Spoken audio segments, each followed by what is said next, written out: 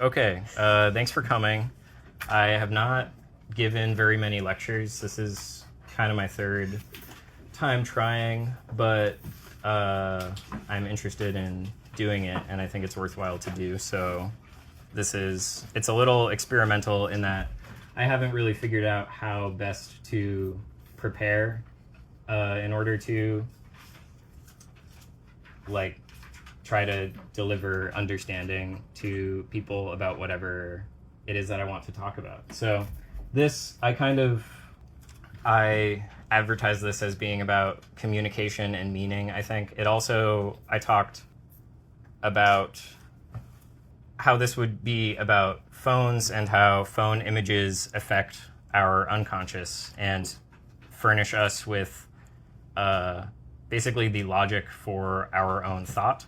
Similar to how language is obviously used to translate our thought and express it to other people.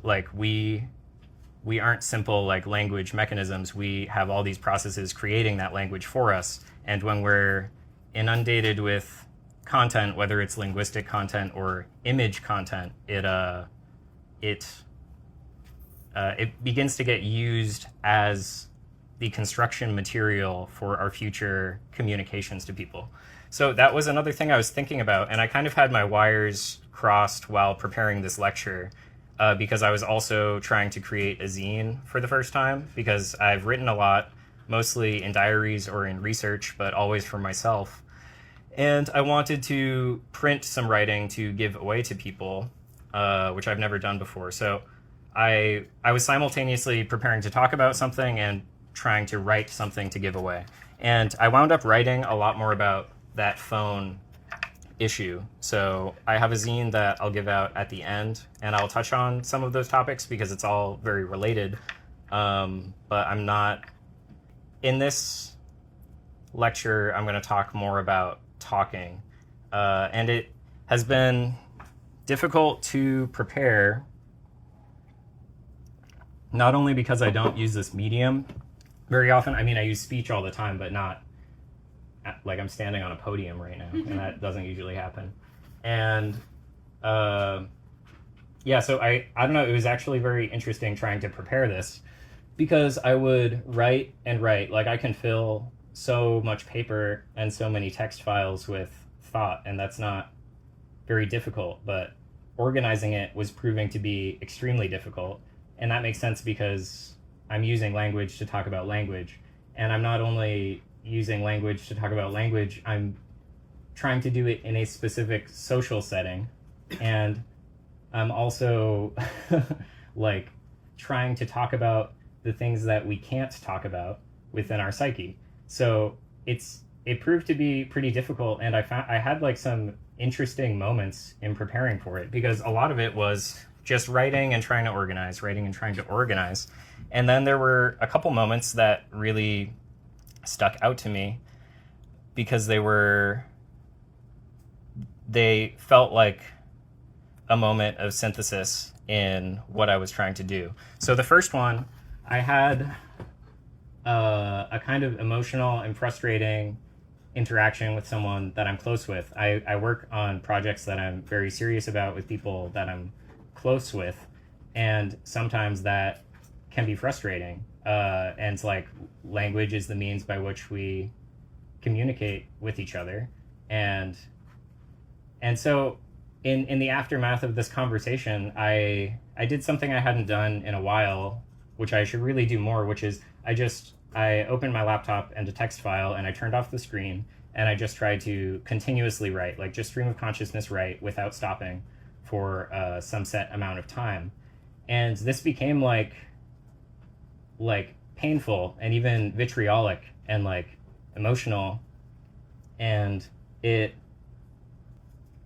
don't know, I was letting all these ugly feelings out of myself about certain social relations that I have. And in the midst of that, I kind of had this realization about my whole preparation for this lecture, about talking about this stuff, because I realized like language, this is not what I realized, but language is a technology, and it's a social technology. It's like a tool that we use to communicate with each other, that we've evolved to use. But more than having that like communicative technique, it's also become the means by which we're able to structure our meaning. Like, we have not always been linguistic animals. We have been conscious. Our consciousness has a history that is longer than language, and we have dreamt for much longer than than we've had language. Like dogs dream. There's processing that happens in us in these other ways.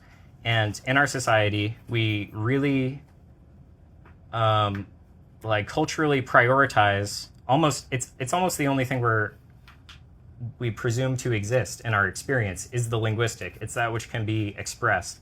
But I think dreams are important, and I think the alinguistic parts of my consciousness, of my psyche, like, are important, and they are trying to tell me things. Even if it's something like, I haven't had eggs in like over a month, and a few days ago, I had a dream that was very clearly indicating to me that I should eat eggs. And like, I do, like, I don't think there's any like buts about it. I think parts of my being, like all of my cells, are involved in this process that ultimately comes to become my stream of consciousness. It becomes this like fountain of words, and if you're not careful, you just think that you are these words. Like, you just are your words and you have your will. But really, like, there's all kinds of processes communicating with each other without words within you about what they need, and about what certain cells need, about what your liver might have just processed and where it could go. Like, all of these processes, you're an incredible, strange feedback network within yourself and without yourself. Like, so that dream was the result of like, yeah, I need some nutrients that are in eggs sometimes. And anyway, so that's a little preface. I can get back to my sort of vitriolic screed writing on my laptop, and how it turned into like this recognition that it's been so hard to prepare this and to organize this, because language, and specifically the social relation, every time you're engaged with a person, you're engaged in this broad realm of social relation. Like, that is so, it can be so distressing. It can also be very rewarding, but essentially, I think the crux here is that it's the most important thing. The social is like the most important thing to us. We can't get away from it. And most of our meaning comes from our interactions with other people, and all of our structure for ourselves comes from being a child and living a life and developing these contexts for meaning, these contexts for, say, like, understanding what sadness is, or understanding what a look on someone's face means. So I just kind of had this realization, and I guess maybe I'm not able to put it into words very clearly, but I realized that the reason it's been so hard to prepare is because this stuff is so important to me. It's like the actual fundamental like medium through which everything I do in my life is communicated to other people, or is or interacts with other people. It's everything you could ever hope to be doing, and it's probably the reasons you are hoping to be doing that in the first place. That's to say, those are all social and linguistic connections. So that was the first one. And the other one was, yeah, I mean, it's related, of course. Last night, like, I don't have a map in front of me. I have the most semi-coherent structures of notes that I could make up, because it was just very difficult to map it out. And like, I've been going through this for just a few days, writing a lot, staying up all night. So when I went to bed last night at 9 a.m, I was my eyes were closed, it was dark in here, and I started to think about, well, I didn't start to think, I continued to think about all of this stuff, and I realized that, like, I had this flip in my understanding of something where, like I just said to all of you, and like you are interpreting for me, I'm explaining that, like, language is extremely important to us, and the social is extremely important to us, and the way that we understand these things inside is extremely important to understand. And here's where the flip happened, because I can say that, and I can understand that, and I can understand it in words, and I can look down at it and approve of that as being like the most important things in life or something, you know? But the flip was that I realized that actually deep within myself, in the parts of myself that are not linguistic and that communicate in ways that do not have language, some of which have symbols and images and move those around, but some of which don't even have that. Some of that are like purely chemical. And I realized that, in fact, it's not just my conscious mind approving of what I think is the most important thing. It's my actual heart. It's the actual physical, like, heart in me and all of my cells that know that this is the most important thing, because this is the material world. It is how we communicate with each other. It is how we change our lives. And so that flip was another very interesting moment in the processing of all of this. And I'll just point it out for the sake of pointing it out. Both of those changes are things that I don't think I could have arrived at purely through linguistic reason, like sitting in my armchair. I think I had to be doing that work. I had to be moving things around. I had to be writing. I had to be typing. And I had to be, well, obviously eating and moving. But there was this process in me that culminated in those realizations. So that's just sort of a preface about what I'm going to talk about. Or really, it's the pervading, it's like the backbone of the whole thing. Because we're all here, and all of you showed up to listen to someone speak. And I organized this and, like, went through all the preparatory. This is actually a year into my doing things like this. So for almost all the months of last year, I would have an event. At first it was music, there was some theater, and we've been progressively getting more focused on lecturing and just direct linguistic communication.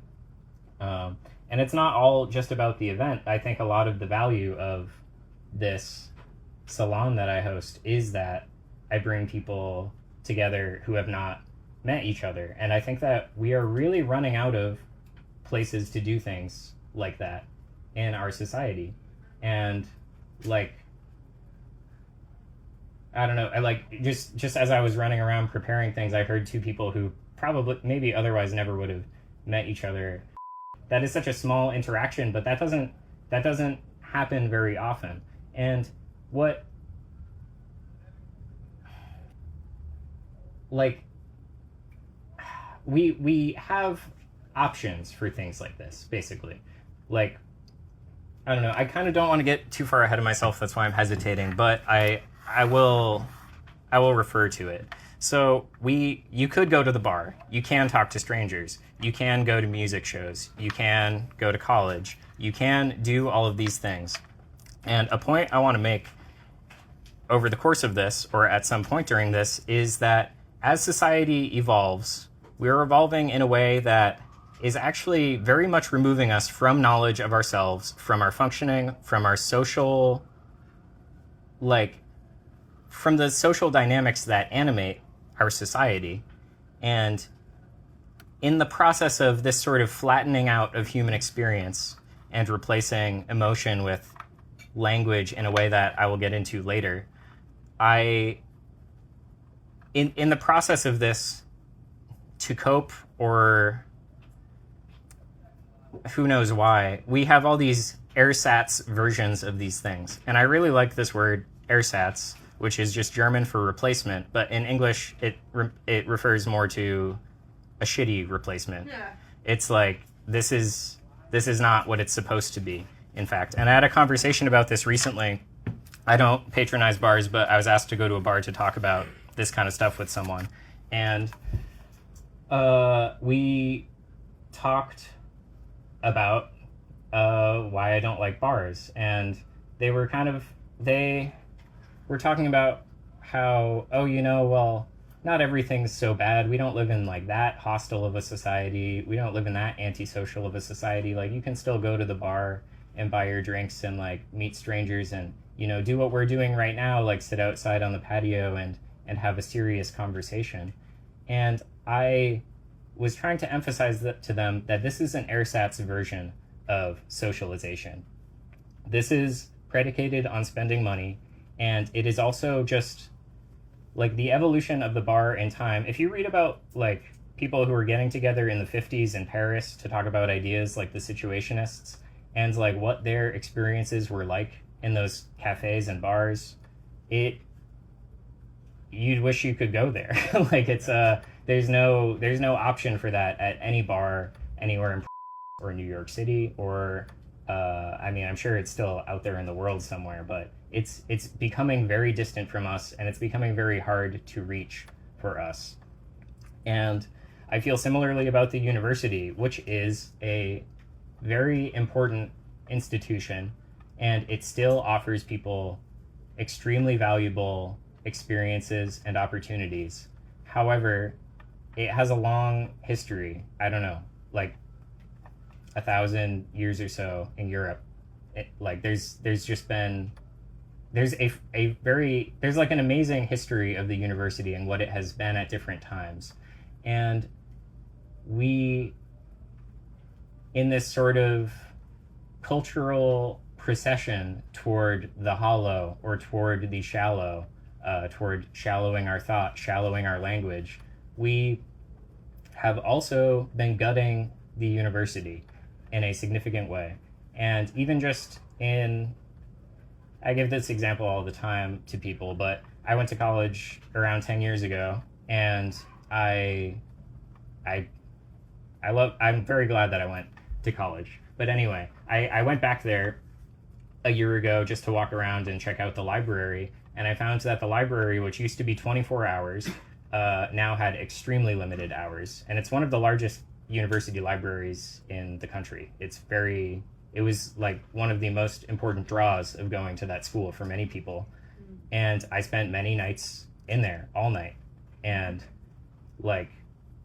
now you can't do that. Similarly, I talk to students and they've been in their studios working late at night, and they've had security come up and be like, it's 1 a.m., you can't be in here, you got to get out. And that is so unbelievable to me because it's like, what are you paying for? Like, you don't get to choose when artistic inspiration comes to you. You should be able to go to your studio whenever you want if you are enrolled in an institution that is meant to be making you a great artist.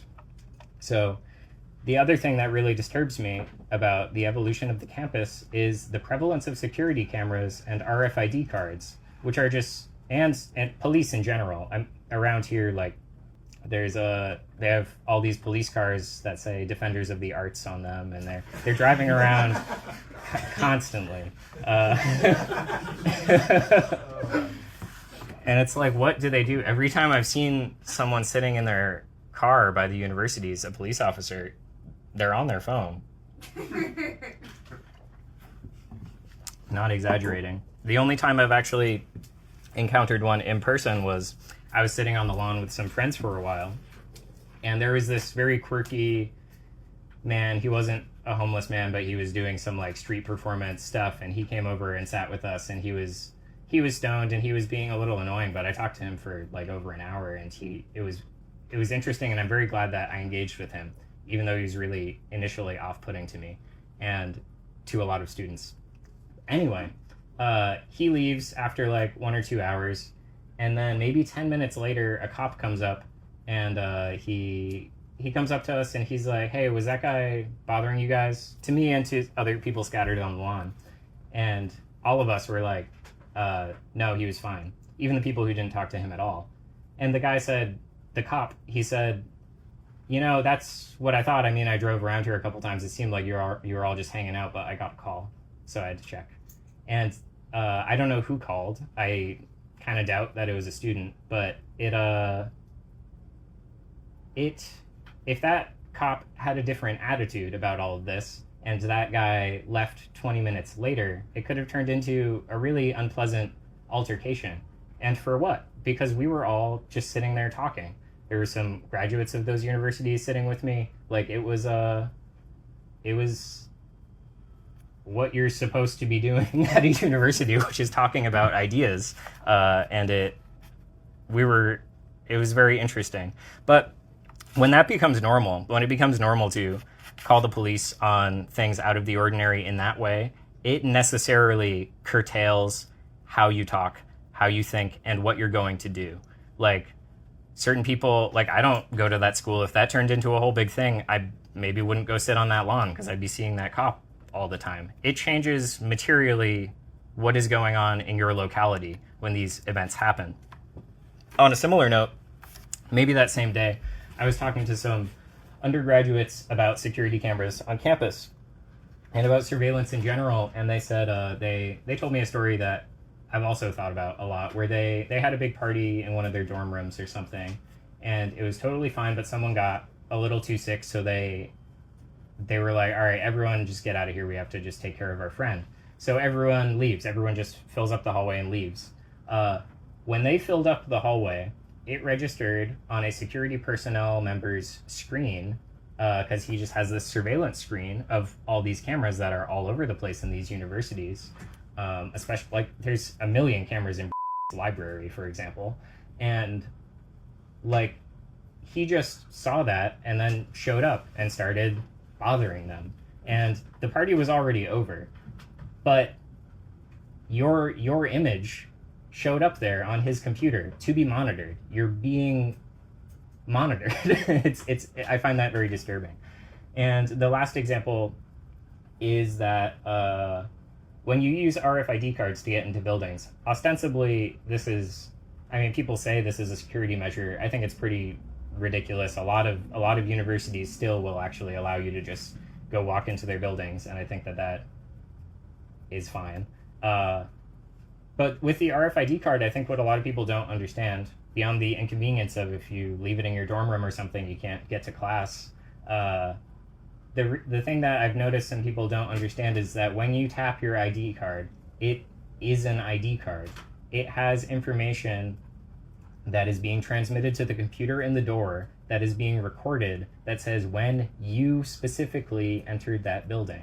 And the person I was talking to about this was doing some sort of like protest work, just like anti-Israel protesting, and they wore all different clothes to go put up some flyers. They like didn't look like themselves at all, I guess, and they just kind of went and did their thing. But they were using this ID card to get into the buildings, and they got caught because they could roughly tell when these posters were being put up in the buildings. They just reviewed the footage and found this person and penalized them for that at the university. So I think there's consequences to being surveilled all the time, and I think those consequences far outweigh the purported benefits of security, because that is your life. Like, why volunteer your physical, like, it's connected to you in this vital way, your image, like the light that reflects off you when you walk past these Ring doorbell cameras. It's like, I don't really want to be copied and pasted into all of these databases that can then be like retroactively searched very efficiently, which is kind of the main import of the LLM AI technology. Is like, we've been recording information forever. Like, at humans in general, it's mostly the security state that does it, or corporations that work with the security state like Google or Facebook. And so we've had all this information forever. We've had phone calls, text messages, everything that was ever public on the internet. But there is no good way to run through it, cluster it into certain types of information, or search it for a certain person's face or a certain person's verbal signature, the way that they speak, the way that they type. And so now we actually are in this period. And I think that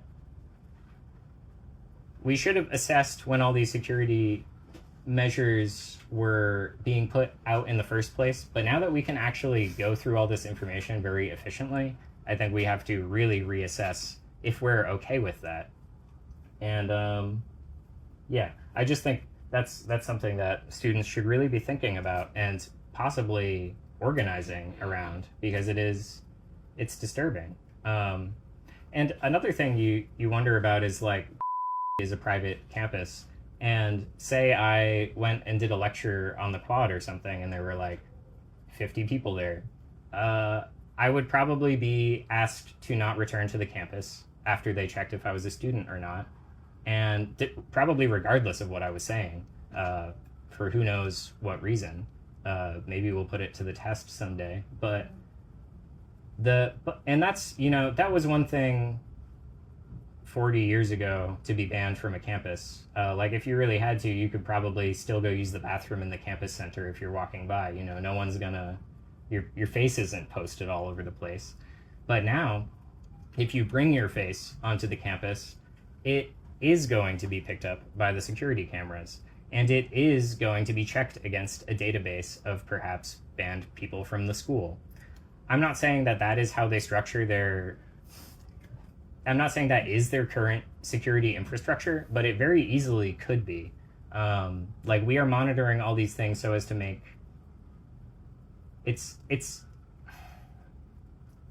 I think it's controlling to a very excessive degree. This is not at all what I was planning to talk about, but one more example is like around 10 years ago, I thought, like, I don't know, with the advances in AI, even just at the time, it was very obvious to me that shoplifting was going to become a thing of the past. And now we're actually seeing that. And I want to just highlight this trade-off before I move on, because I think it's instructive. Shoplifting, the society condemns it. It's just, you shouldn't steal from the business. That's kind of the social law. And so based on that broad consensus that a lot of people have about that being wrong, the grocery stores deploy these cameras everywhere. Advanced cameras, I don't even know what, like, when I was a kid, I feel like you could tell when they were rolling out new surveillance technology, and now there's like so many in the past 5 years that have different designs and clearly different functions that I don't even know the ways in which I'm being monitored when I go into the store anymore. Like they might be 3D modeling me in certain places, like literally, I don't know. And I mean, that's kind of more of a back end thing anyway, which is to say like you can, once you have that information, you can do whatever you want with it. And a lot of anti-shoplifting technology now is being sold to grocery stores and all kinds of stores where it interacts directly with the surveillance system they already have set up, and it just automatically is watching everyone's gestures to look for gestures that are in a certain class, like this, or like, shoving something in your pants, like things that shoplifters do. It's been trained on things shoplifters do to flag those sorts of movements from people. This is based on the fact that everyone is condemning shoplifting, being like, yeah, no one should do that. But the sort of unbelievable trade-off that, you get the green light from society. Like, everyone's like, yeah, people shouldn't shoplift. Like, do what you want. And they like, just go so far beyond, and now are monitoring every single person who walks into the grocery stores, every action, every movement, possibly their voices for certain keywords. Like, you are, when you go participate in the grocery store, which we all have to do, unfortunately, you are giving yourself away to like these information hoarding and information processing companies, and I find that disturbing. So anyway, I'm going to try to move along and get back to language here. So people, I'm going to say people don't understand anything. And what I mean by that is people are not born with much understanding. Understanding is something that comes from our social interactions. We learn from our parents, from the people that we are around as a child, and then later we learn from institutions, we learn from schools, we learn from the workplace, about everything. Like, this is our fundamental understanding of the world. The baby doesn't have this, it just has the tools to start building within itself this understanding, this like model of what is out there and what I should do and what am I. And so I want to highlight that in our society, we do a terrible job of giving people genuine understanding of what is going on in the world. I think we are generations deep into this. Our parents, by and large, or the generations of our parents and the generations before that, like they have very shallow understandings of many things. This is famous with like the boomer generation and their parents being like very repressive of emotions, for example, and of like what that actually means, what that actually is going to do to your child or to yourself. So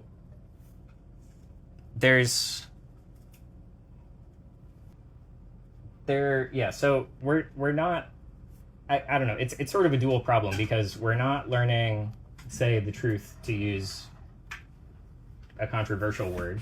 We're not learning to understand ourselves. We're not learning to know ourselves. We're not learning to have really rewarding relationships with people. We're not learning to have healthy relationships with people. We're not learning to be active people in our communities. We're not learning to like move and change the world around us so as to make it more humane for ourselves, more like what we would want for our children. We instead are overwhelmingly indoctrinated and regimented into a certain role, and that is the role of the worker at various classes.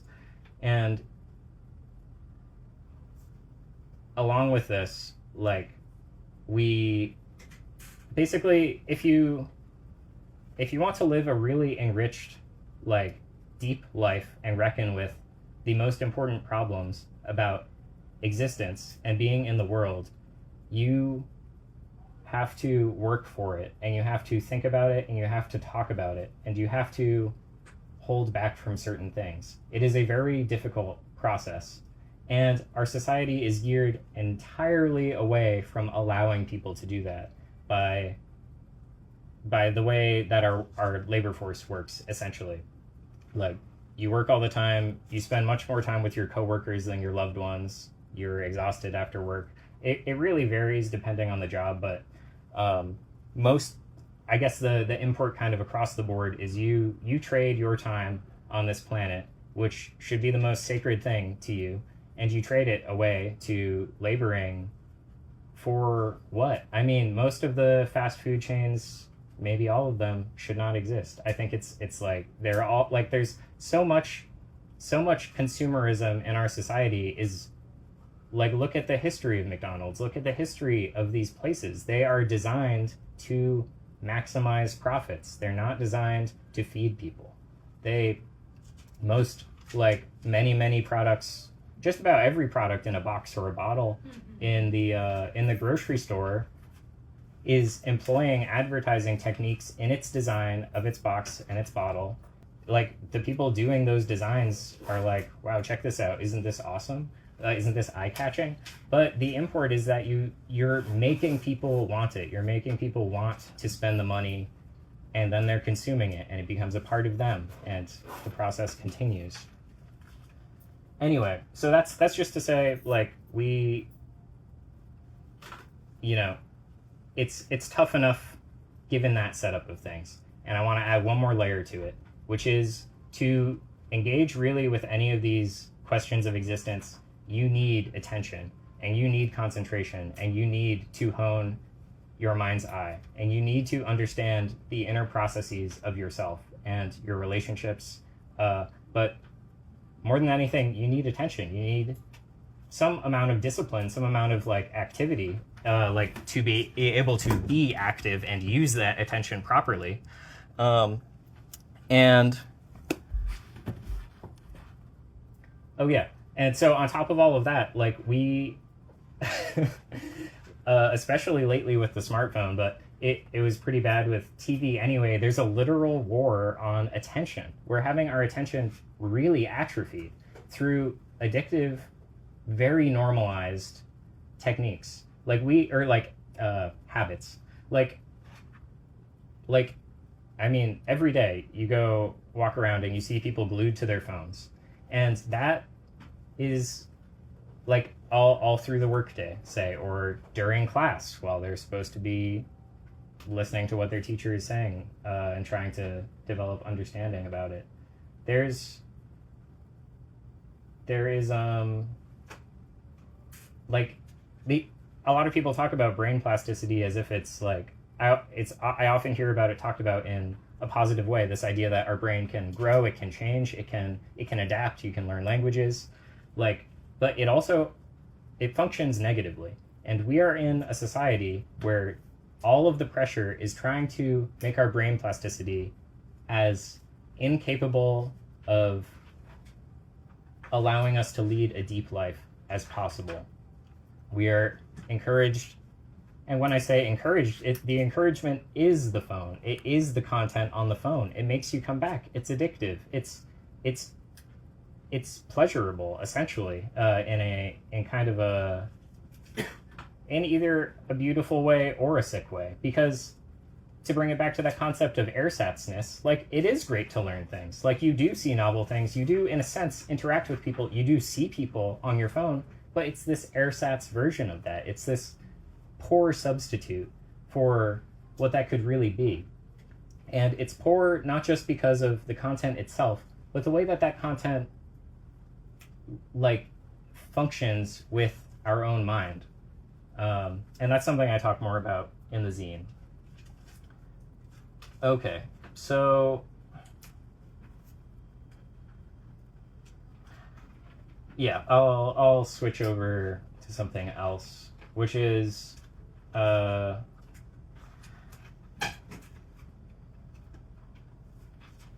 guess I'll continue on this train a tiny bit more, just to talk about the social and psychological in us a little bit more broadly, and these parts of us that think, because I also want to talk about anxiety and depression and social fears and discomfort, social anxiety, certain reflexes that we develop, certain distortions of our worlds that we have that are ingrained in us socially. We're all really formed by our family that we're born into in a significant way. A lot of us goes back to that, even if we have great parents, or not even, it's kind of a result of having them. Not to say that you can't experience various traumas as you develop in other ways, but the parents are the first people you meet in a general example, and they tend to be in your life for a long time. So I don't know, for a lot of my 20s, I was very depressed, and I had social anxiety, and I didn't know it. I was like a popular person in a sense. I played music, I played a lot of shows, I went to a lot of shows when I was in college. I developed a lot of relationships, and yet there were certain social environments I would wind up in where I would just feel so bad in ways that I couldn't really articulate, and it would manifest in wanting to kill myself, or imagining geez, I want to kill myself right now, or the ball snowballs until you're depressed and suicidal. But it starts with just little thoughts that you think may not be so significant, and that began kind of a years-long journey of trying to understand what was wrong with me. And I think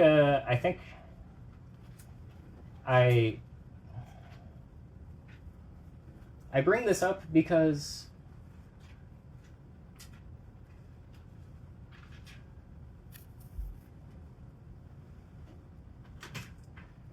I didn't understand what was going on, and my body and my mind, lower layers of my mind, because linguistically it's like, I'm just at this party with my girlfriend, why do I want to kill myself? Like, that's the ego level of things, but there is a reason that those thoughts are coming to you. There's certain perversions of the spirit that happen over your life that distort your understanding of what's going on around you, of who you are, and it all happens in these deep layers that it's hard to understand.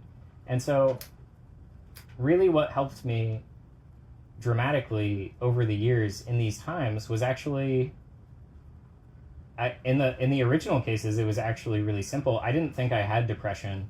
Because I was like an active person, I wasn't really sad. I thought I was crazy. I thought my thoughts were very difficult to manage. I just felt overwhelmed by suicidality or confusion or like just tension that I couldn't name and I couldn't understand.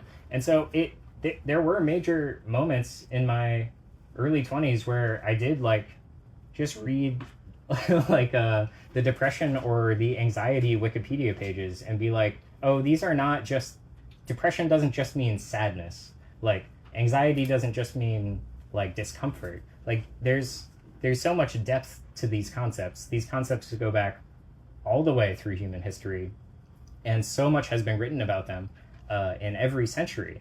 And there's so much you can learn about that. And really, when I would encounter certain different materials, mostly written materials, some like YouTube videos and stuff like that, that would convey my experience to me in different words, I really did gain power over those experiences and develop this internal clarity that allowed me to start kind of like labeling and understanding like certain processes in me that were really hurting me and were really hurting my relationships.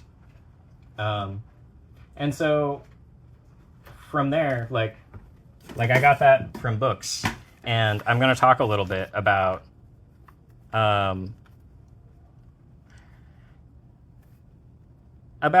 books as a specific language object, because I've been talking a lot about social language, and books are not alive and are not people, so it's very different. You can be alone with a book, you can never be alone with a person. So so while I was preparing the zine and the lecture, like basically I wanted to get better at communicating ideas, and so I started reading some books on writing, and I had a book from an estate sale I was getting books at, and it's called How to Read a Book, and it's from 1940, and it's this professor who was at University of Chicago and Columbia University, and he taught a course. I think it was like a 2-year course some of the time, and where you just read all the great books, and like going back to Plato, essentially. I don't think they really went for, or maybe they did pre-Socratics, but like, ancient Greece, all the way up to I was surprised by what was included in his list. It was like advanced mathematical developments of the time. It was like David Hilbert, like, I don't know, like different non-Euclidean geometries at like the 1890s and stuff. And I was like, wow, they were, they're not just reading like the Iliad and Ulysses, but anyway, so while I was reading that book, it really, that's sort of started the ball for got the ball rolling for all of this thought about communication, because he talks about how we're in an illiterate society. And remember, he's talking in 1940, and he teaches advanced elite students, or advanced students at elite universities.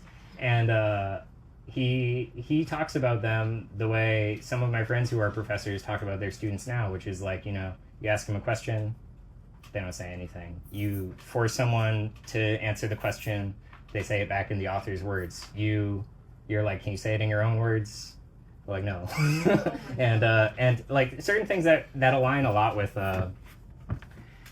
teachers today, but obviously things are a lot worse today. Like, people really, literacy has degraded. So I want to talk a little bit about this idea of literacy, because you think of it as like, I mean, all of you could read like anything that I gave you in here. Like, people, you can conceptualize reading as a simple task, because once you learn how to sound out the letters, how to pause certain ways, what the words mean, you can think of it as a mechanical task.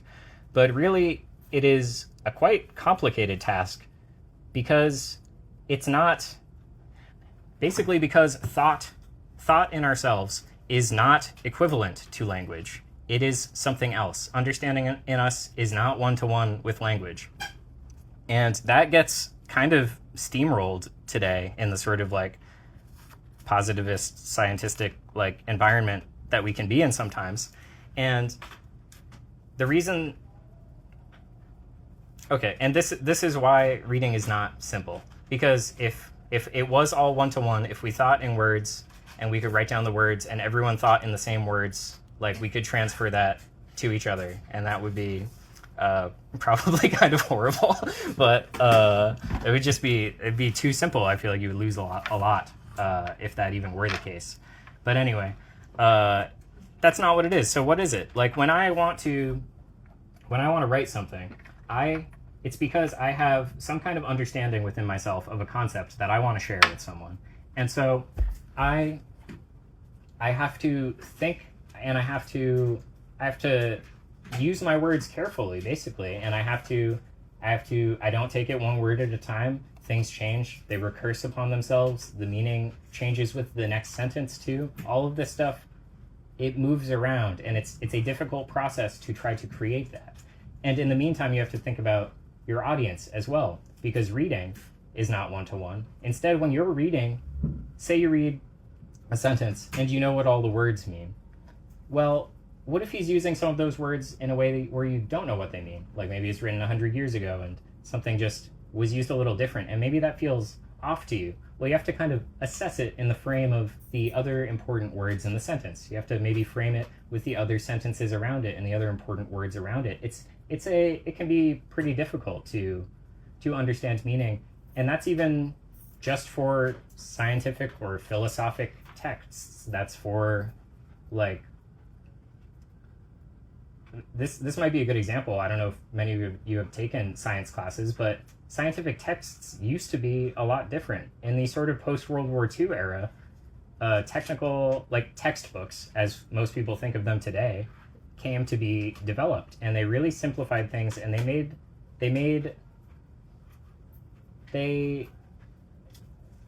basically are action-oriented. Like, some of the most popular calculus books used in colleges today are very operation-oriented and do not explain anything about where the hell calculus came from or why. Or you can read the founding documents. You can read Newton, like, you can read Descartes, you can read people who gave this to us in the first place.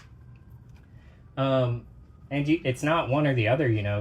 There's plenty of people who write texts on something like calculus, which is very technical, but they take into account the ambiguity of understanding involved in transferring knowledge between people. So anyway, that's just a little bit about how to read, how it's complex. Well, and the thing about complex skills is, like, simple skills, in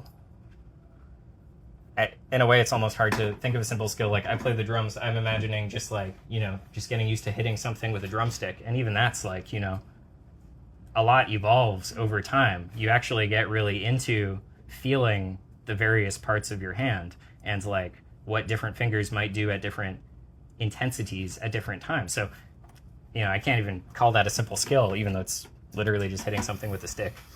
And, but anyway, reading is complex. And what it means when something is complex is that it has these, you can kind of break it into, I'm not saying it's equivalent to these parts, but you can break it into parts. You can think, like, to take the drumstick example, like, you can think about what you want to do with your wrist. You can think about what you want to do with your arm, if you want to keep it still or not.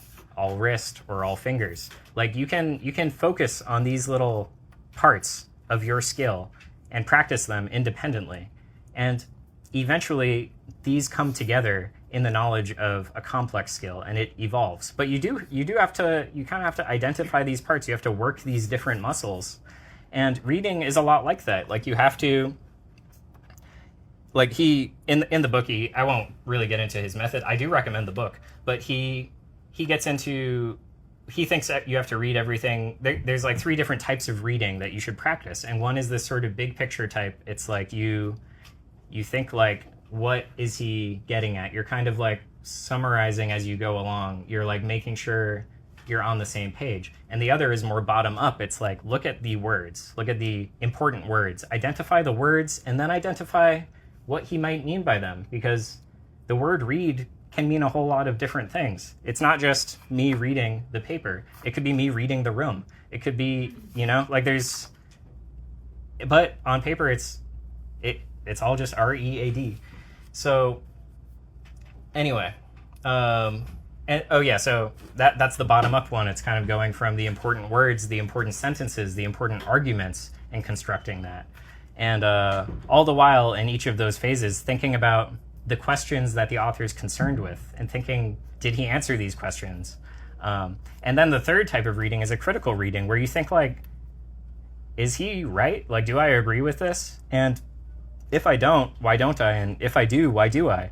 And these are all exhausting to actually do. Like if you sit down and read a book, even a simple book such as that one, and you try to, instead of just reading all at once, instead of just doing your typical like, I'm gonna read it and I'm gonna do, I'll go back and I'll kind of do my thing, I've got my strategy, like your natural reading, instead of doing that,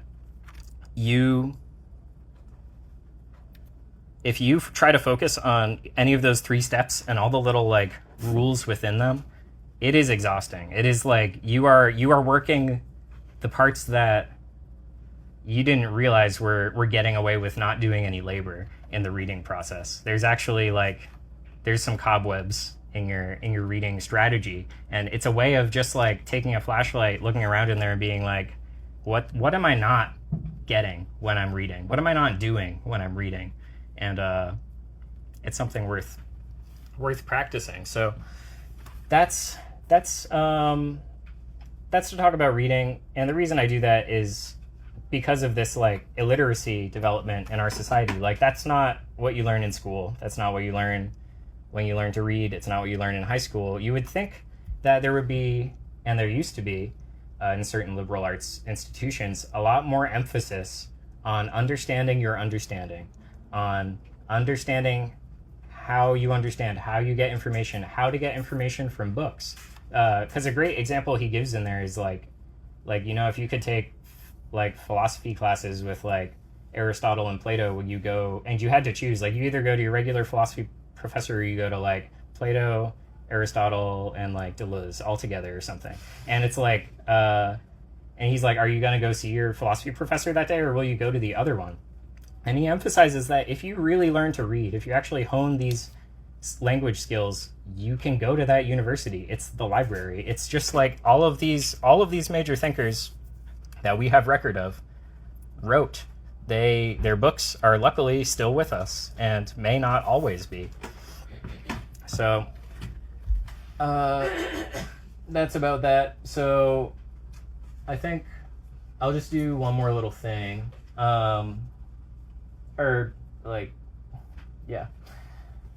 Which is that I think a lot of people are in pain in our society, and we have, specifically a lot of this is social pain. It could be family dynamics. It could be just the pain of like someone in your family not talking to someone else in your family, and that's difficult, and you think about like, how can I reconcile that? Like, how can I use language to bridge that? And that's removed from you ultimately. Like there's so much tension there in the delicate personal parts of our lives, but there's also the natural world is literally being destroyed. Like tons of animals die every day. There's like mass resource extraction. that does not care. We're operating on the planet in a way where it's as if like we don't plan on being here for the long haul. And like there's a lot of profit motivated devastation of the natural world, never mind the human mind.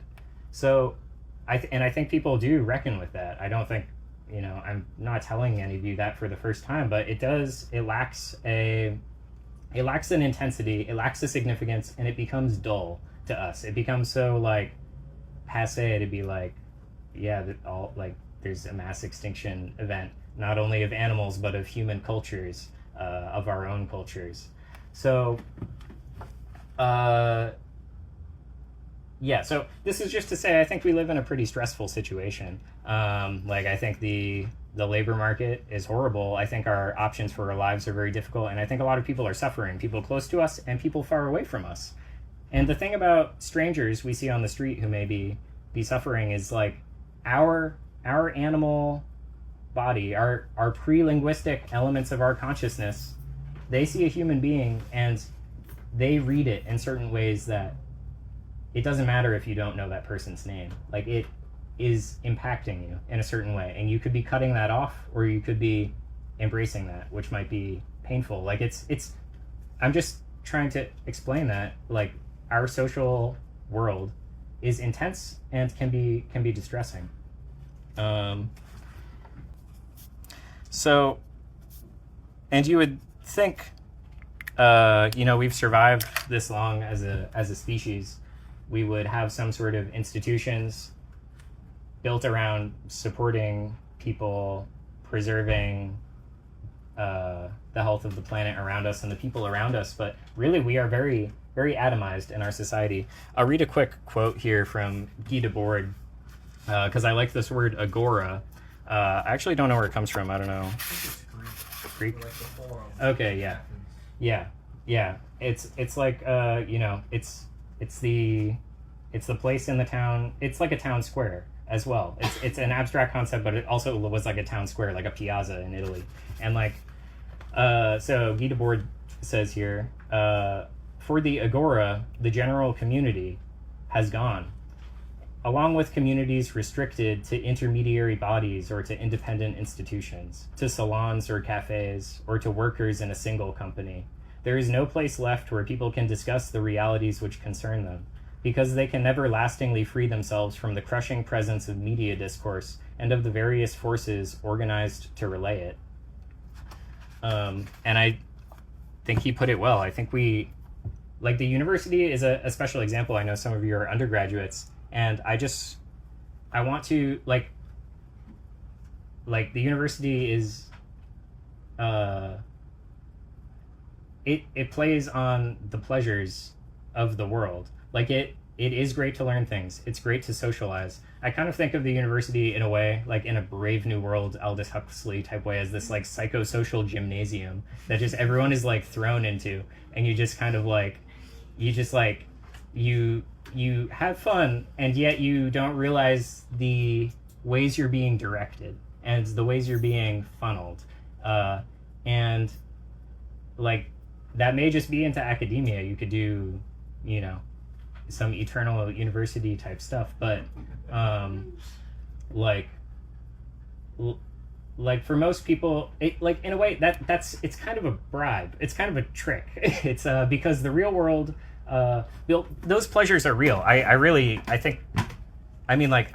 love being alive. So I'm like all about enriching my life as much as possible and the lives of those around me. Like, I think it's very important, and I know I could die any day. But those pleasures that I love so much about life are being used in this ersatzness in the university, where you get wrapped into it and you don't know what you're giving away. And what you're giving away is it's a certain type of literacy, like we're saying. Like, it's kind of like you are losing an awareness. You're at the very least not developing certain awarenesses. It's very easy to have fun, to use the phone a lot, but you don't realize you're kind of atrophying your attention. You're kind of like screwing yourself for the future if you use the phone a lot. I mean, I recommend at least like going a day a week where you don't use a smartphone at all or something. But anyway, yeah, that thing about the agora, the public square, it's like the university is the closest thing we have to that anymore. Bars are not like that at all. I mean, they're all blasting music, and everyone's a lot of people are addicted to alcohol, and it's a sad place in many ways. And so we, like, without that agora, like, so many people are very, very lonely and are just increasingly like trying to cope with their loneliness in whatever way that they can. And a lot of that is media consumption. And a lot of that is, I mean, for a lot of people, that's substance abuse. Weed is legal now. And I think I think weed maybe, I don't know. I mean, I think the legalization of weed has had a lot of negative consequences. Basically, like, I mean, I wish it hadn't happened. But like, if I'm wishing, then, you know, I could wish anything. So I don't know. It's a stupid statement, but it really, the thing about weed is that it can give you access to those deeper pleasures without honing the discipline or attention that you need to have them on your own. It's sort of a coping mechanism for the intensities of various negative pressures in our society. And it can get you away from that. I don't think no one should smoke weed. I think it can really help people and be like very productive and interesting. But a lot of the weed use is not that, and it has an addictive side to it. It can really, really hurt people and ruin their lives. Like I've seen it, and it was legal. They were just going to the store, similar to alcohol, you know. But anyways, yeah, I'll wrap it up because it's been like an hour. So just, yeah, I mean, speaking of, on this agora topic still, like, you're all here, and this is very unusual. I don't think anyone else in is doing something like this exactly, at least not exactly like this. Like I think a lot of people in say in the art scenes or whatever are like ironically detached. They're irony poisoned. They're hedonistic. They kind of don't reckon with like shit is serious right now. And I feel like we have, if we're capable, I think we have like political obligations to understand the world and understand ourselves and act accordingly. So, yeah, I don't know. I just, that's a whole topic in itself, but that's kind of why I'm doing these things. Like I think people need to be getting together to talk about things that are meaningful to them, and the important corollary to that is that it's a negative one. Or like negative in the sense of restraint. It's you have to be very careful about the trade-offs that you're accepting in society. The trade-offs of like the pleasure you get from using Instagram, say, and like you need to be very aware of what comes with that and what it might be doing to you, because we have very limited time in the world, and we don't know how much time each of us has. And like personally, I don't want to spend that time scrolling in a way that is not actively doing something for me and my community, and like can actually bring material results and maybe make the world a little better or around me. So thank you.